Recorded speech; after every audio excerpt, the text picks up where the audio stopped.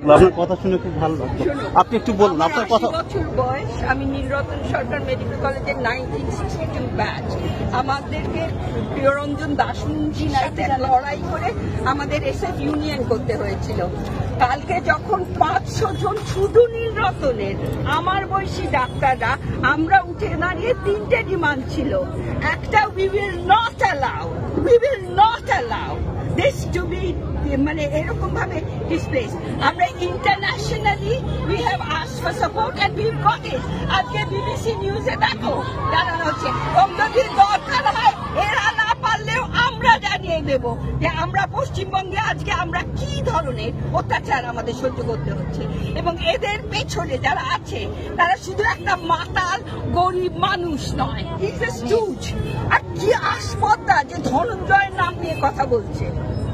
আজকে ঠিক সেই ধনঞ্জয় করছে এই লোকটাকে।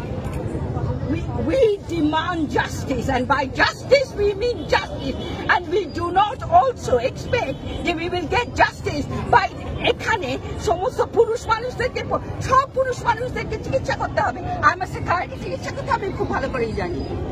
তাহলে আমি বলছি ডাক্তারদের থেকে, from the Democratic Doctors Forum, we will take this to the world and we will get rid of Mamata Banerjee। ঝাল মিষ্টি স্বাদে সুমধুর, খেতে ভালো সবার প্রিয় বাপি চানাচুর।